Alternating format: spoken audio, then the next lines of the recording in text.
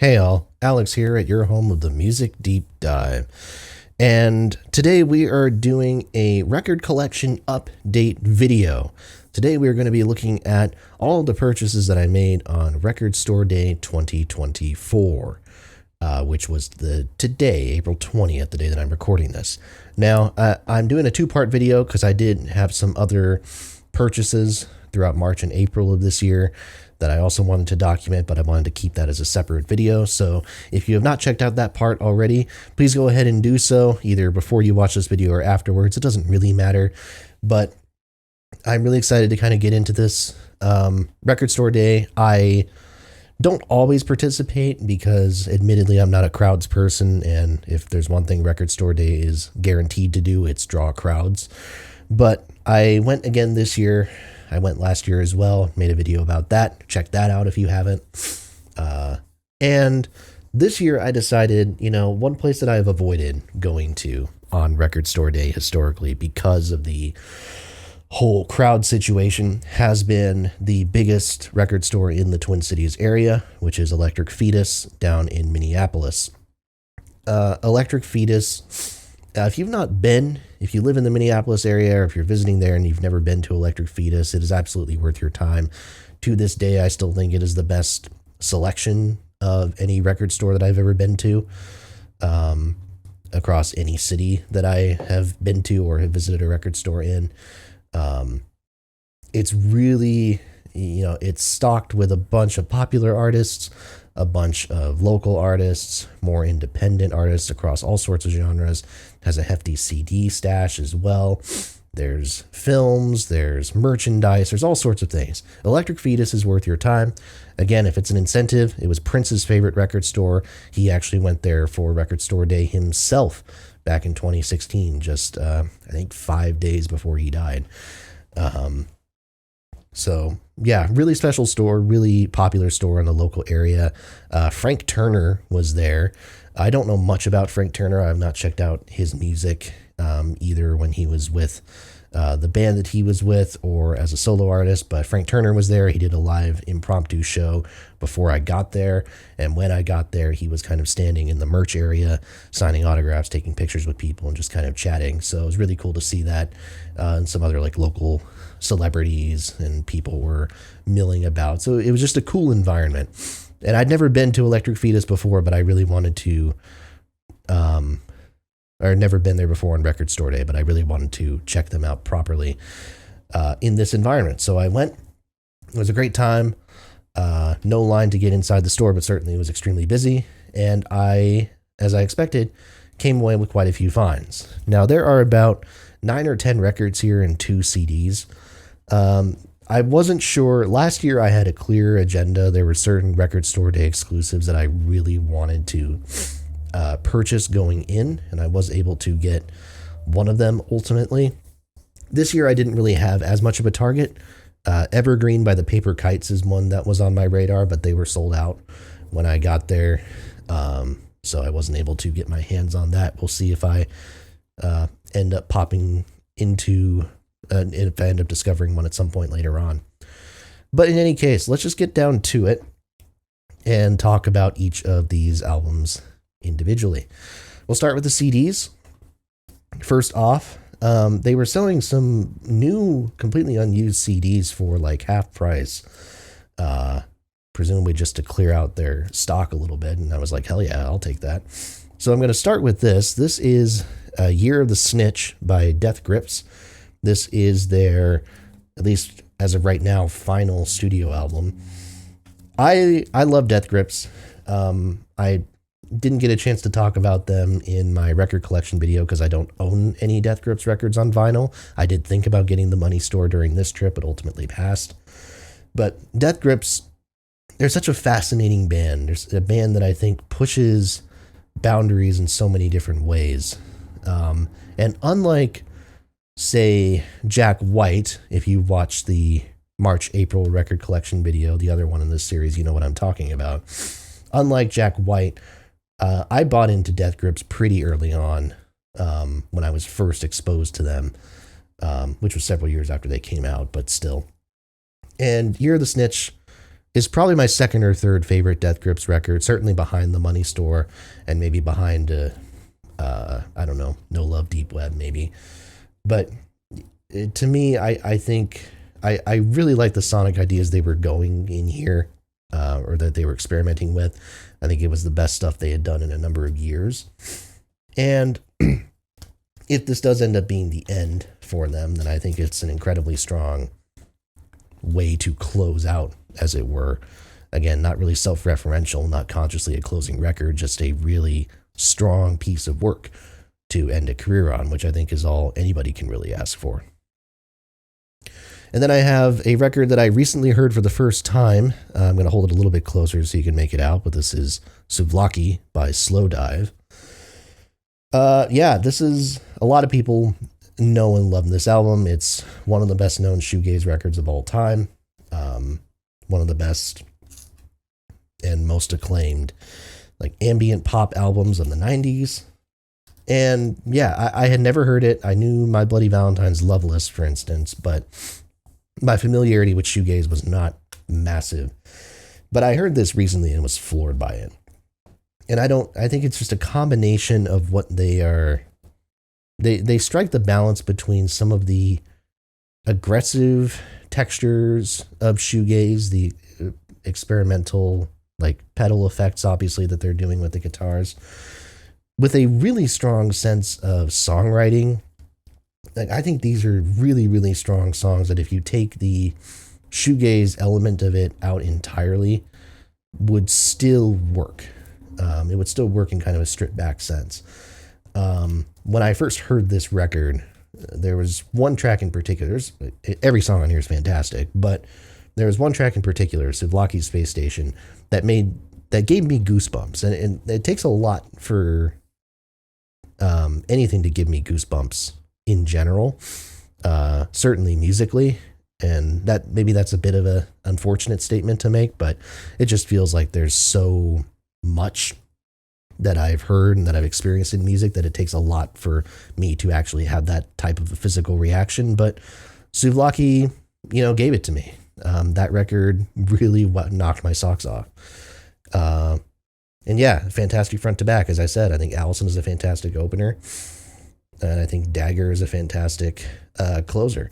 And this also contains some bonus tracks, which is really cool. Only $7, and get it. I was looking for it used recently online because I thought I was going to order it just online there, and it's about twice that price there, even again as like a used CD. So to have a still in shrink version of it for half that price is really cool. Okay, now let's talk about the vinyl. Now I'm going to start by talking about Alligator by The National. The National have come up before in these videos. I believe, if memory serves, that I got Sleep Well Beast during Record Store Day last year. I could be wrong about that, but I feel like I remembered that being one of the records I talked about. Since then, I've acquired a few more National records. I think this is number 4 that I got. I really wanted High Violet. High Violet is probably my favorite National record that I don't own, but I couldn't find that. But Alligator, next one up on my list, so very happy to invest in that. Alligator, compared to the 2 records that come before it, to me, I think is a huge kind of leap forward. They sound more assertive in their songwriting. I think the cleverness of Matt Berninger's lyrics just kind of ratchets up a notch. And so many tracks like Secret Meeting, Karen, Lit Up, Looking for Astronauts, Val Jester, All the Wine, The Geese of Beverly Road, Mr. November. Just so many of these tracks that have become mainstays in national set lists, in national best of lists. I think they improve on this formula because, again, like I said, I think this is like probably my 4th favorite National record when push comes to shove. They're a band that I think for a while just kind of increasingly gets better, but there's no way to understate where this record falls in their catalog and the import that it has as a result. I love that album. It's great. It's great. And I did a video on another channel called Music Meltdown where I talk and rank my favorite national records. That video very recently came out, so please give that a look. If you have not already, check it out for yourself. Okay. I don't know why I didn't lead off with this record, because this would have been a very easy transition. That was poor planning on my part. But it's Souvlaki by Slowdive. I told you I loved this album when I first heard it, and I keep coming back to it. And yeah, I knew I needed to get this on at least one physical format if I found it, and amazingly I was able to find it on both vinyl and CD. Granted, maybe I overpaid a little bit for the vinyl edition, but I don't really care. This is a music on vinyl pressing, 180 grams. And yeah, pretty good condition overall. Not maybe the most stellar sleeve that I've ever seen for a music on vinyl release, but that's, I don't want to nitpick either. I've already talked about that record, so I won't spend too much time on it. Glad to own it. All right. My first post-rock album on vinyl, Godspeed You Black Emperor, F sharp, A sharp, Infinity. Oh, Godspeed. Okay. I really, Godspeed is such an interesting band. And I think my relationship with post-rock is really interesting because I was always fascinated by this record. I'm pretty sure this was the first post-rock record I ever heard. I got into it before I ever heard Lift Your Skinny Fists. And even if I didn't really understand what I was hearing when I first listened to F sharp, A sharp, Infinity, I still find that I was pretty just fascinated by all of it and the way that they interpolate these desolate guitar sounds, not even just the sounds themselves, but with how the sounds interact with the space, the empty space that this record has. And then you mix that with the spoken word bits, the field recordings that they have. And it just, the cliche that when you talk about F sharp, A sharp, Infinity is the apocalyptic environment that it creates. But it's the truth. I don't know another way to describe how just empty and hopeless this album that has no real proper vocals on it makes you feel. Peep the interesting cover, by the way. This is the Train version, I believe, is how it's noted on Discogs. So alternate cover on this reissue from a few years ago. Yeah, I've heard a few Godspeed records. I don't think I've heard all of them, but I've certainly heard this one and certainly heard Lift Your Skinny Fists. And I just come back to this one more. I come back to this one more, not just because it's, a fraction of the length of Lift Your Skinny Fists, but because to me, I don't know. I think Lift Your Skinny Fists is maybe more impressive as an interesting musical work, but if I'm talking about something that I feel like could serve as a statement, I'm not saying that's what the artist's intention was, but something that evokes something even more powerful than just impressive musical work, then I got to give it to Godspeed. I think it's so well done. Or I got to give it to F sharp, A sharp, Infinity, I should say. So well done. Okay. Mac DeMarco, This Old Dog. Mac DeMarco was inescapable when I was in college, especially my freshman year of college.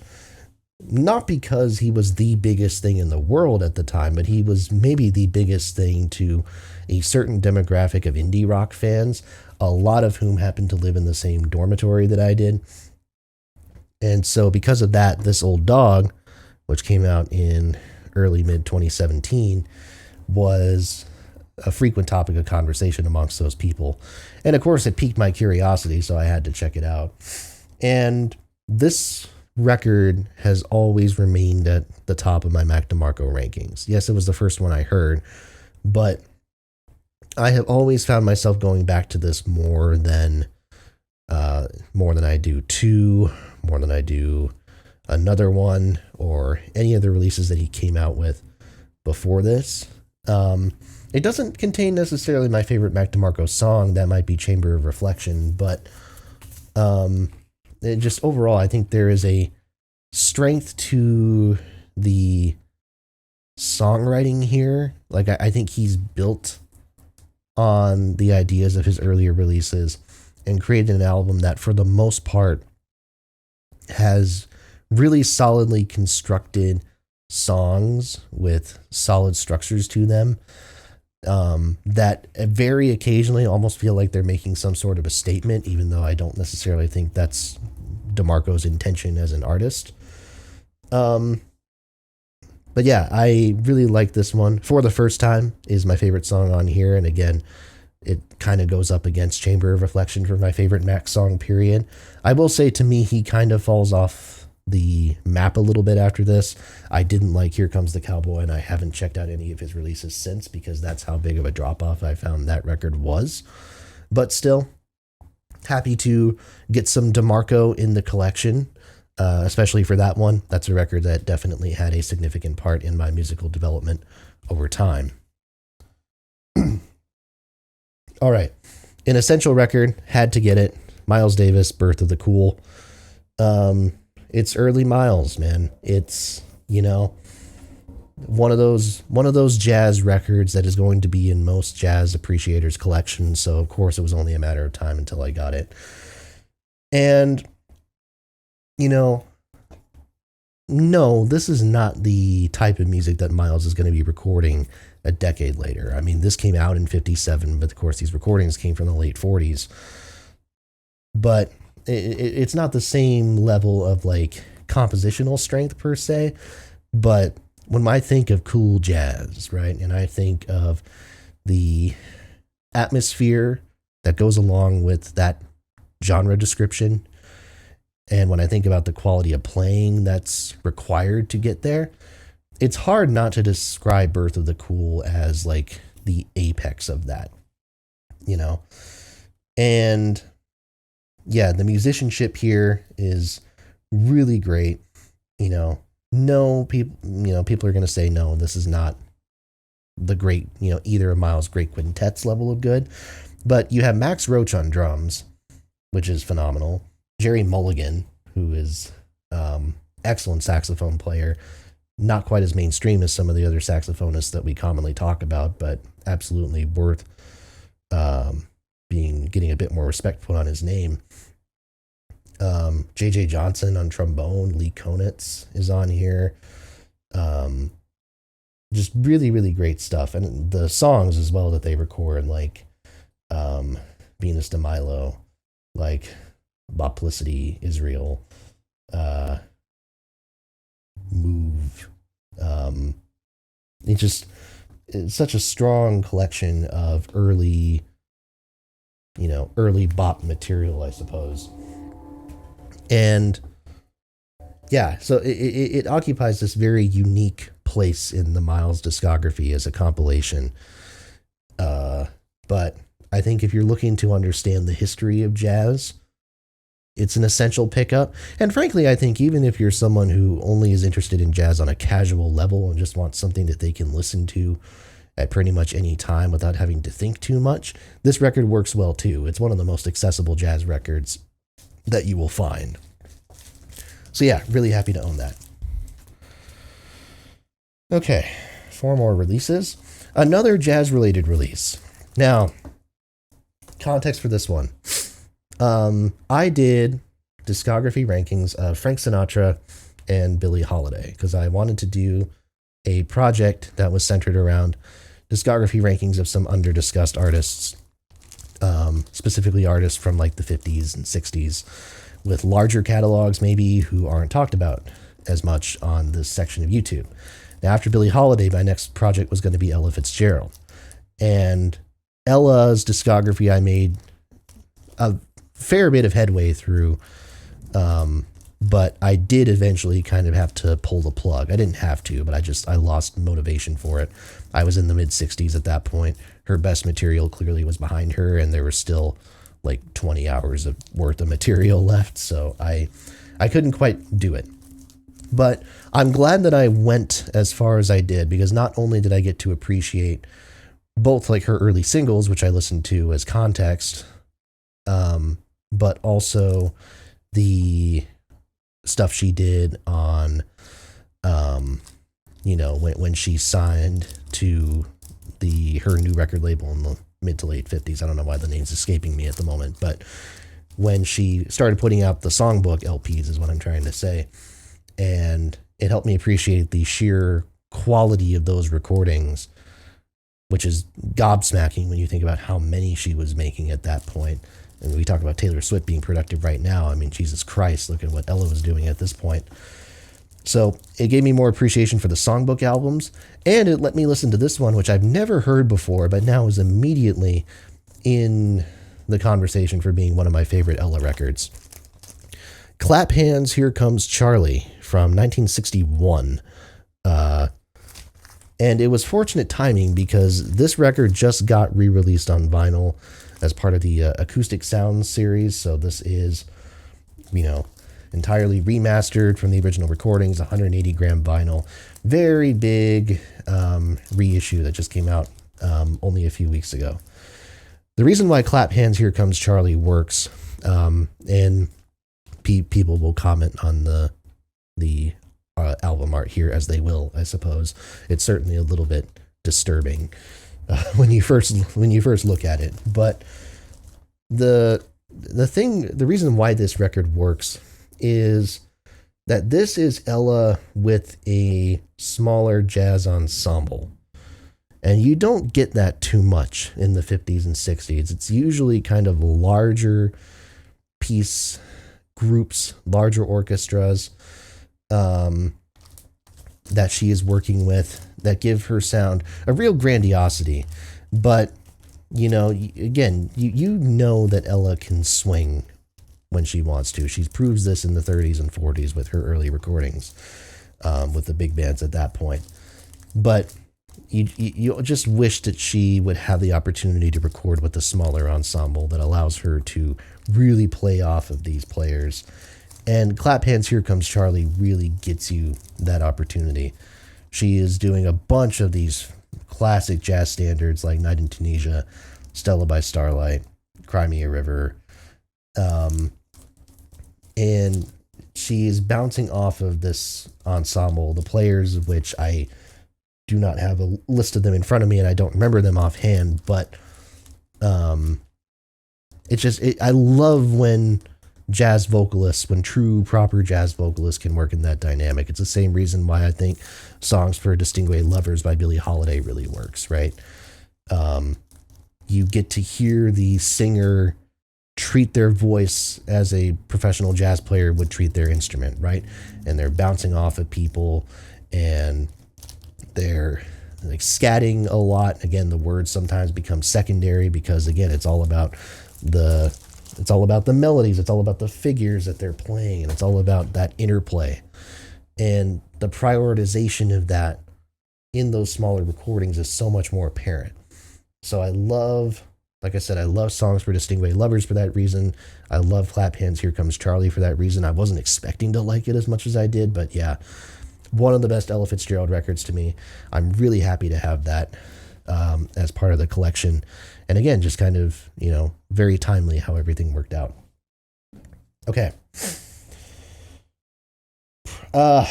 It's sort of a requirement that when I shop at Electric Fetus, I have to spend some time looking at the Prince section to get a sense that there's something that I really want to purchase there. And I've bought a few Prince records from Electric Fetus in the past, both on vinyl and on CD.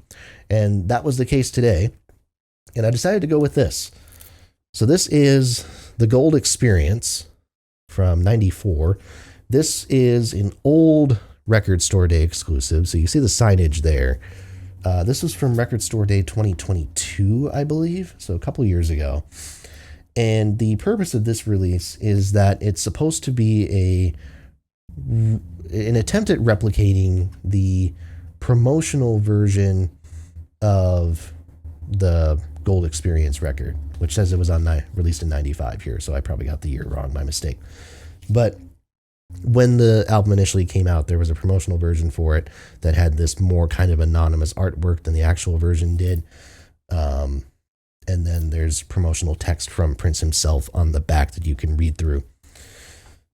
So really cool. And they were selling it at kind of a discounted price here, so I decided to go for this as opposed to the conventional version, which was a few dollars more.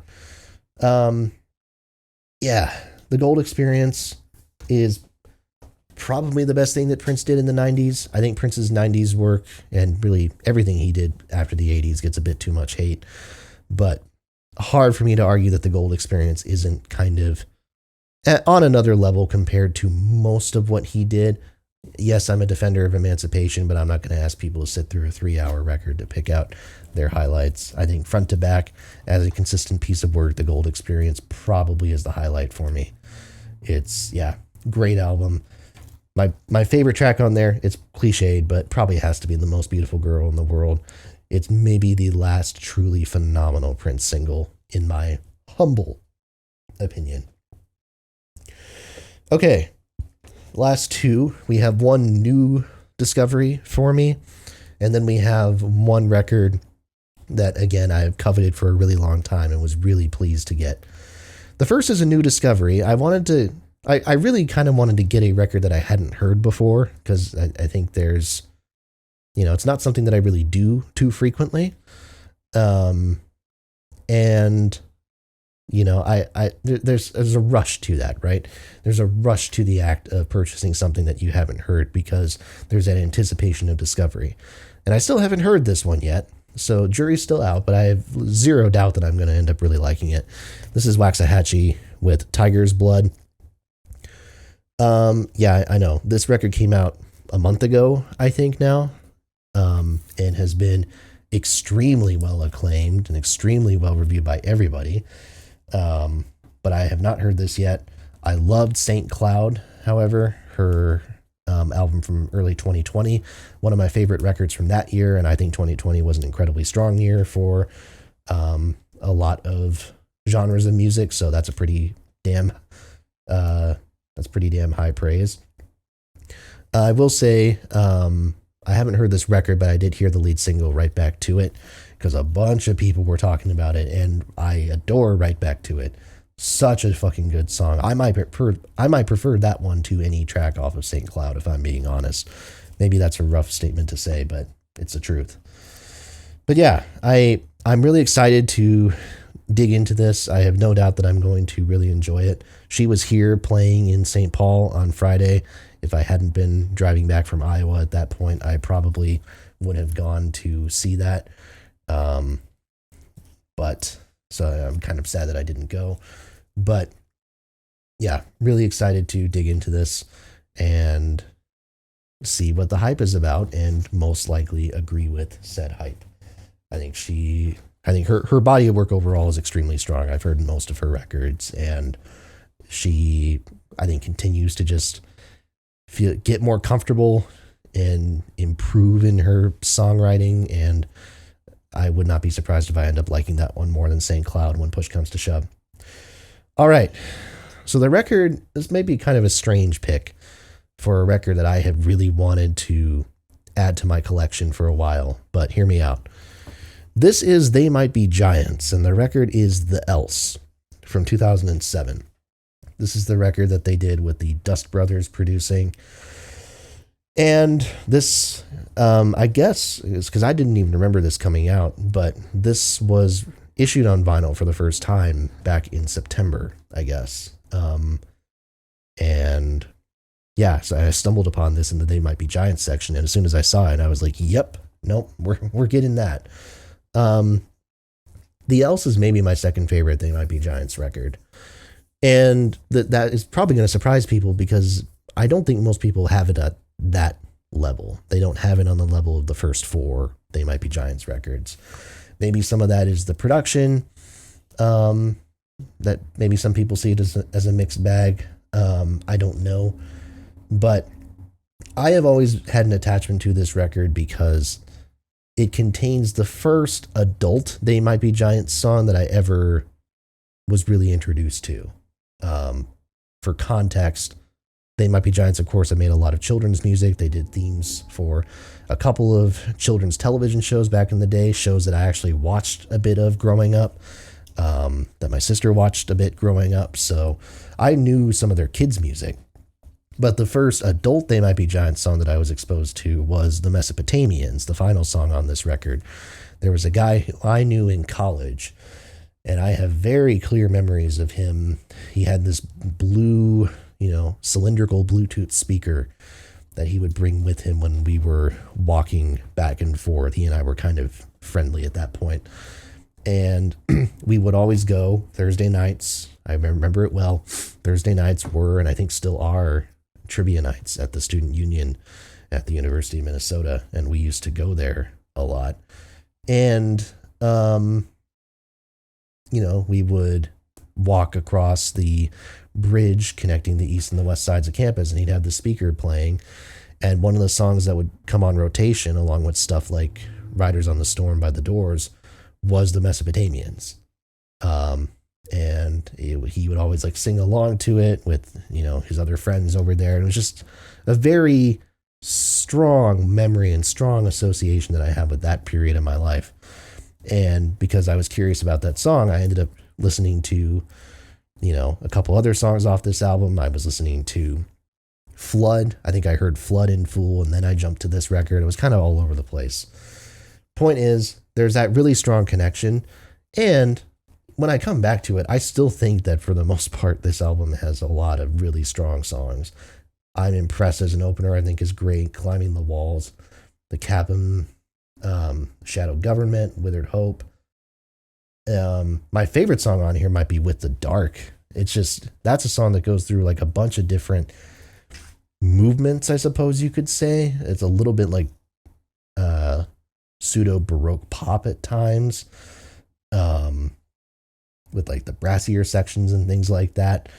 But yeah, man, I really love it. And there's a very sharp sense of humor, again, on these songs, as you're going to get with any They Might Be Giants album. And, just really great stuff. Shadow Government in particular has some of my favorite lyrics. The line about citizens, I doth protest, citizens arrest, or whatever it is. That whole verse towards the end of the song is really funny. So yeah, like I said, I've been wanting that record on vinyl for a long time. Really happy to finally have it. And yeah, and now, however much money, now that has been kind of taken out of my pocket, I find myself here at the end of the video. So those were all the records and a couple CDs that I purchased for Record Store Day this year. I'd be very curious to know kind of what you all got. Were you able to get any Record Store Day exclusive releases? Were there any that you had your eyes set on? Please let me know in the comments. Please make sure to like and subscribe as well. More videos on my vinyl collection are coming out. Please be sure to check the other part of this series if you haven't already. Also, please hit that bell for notifications, so you're notified every time a new video comes out. And tell a friend as well. Word of mouth is an extremely crucial part of spreading any sort of word about creative endeavors. So anyone who might be interested in vinyl, in music, in books, etc., please let them know, and maybe they'll like what we've got going on here. With that said, I want to thank you all so much for watching, and I'll see you next time right here at your home of the Music Deep Dive.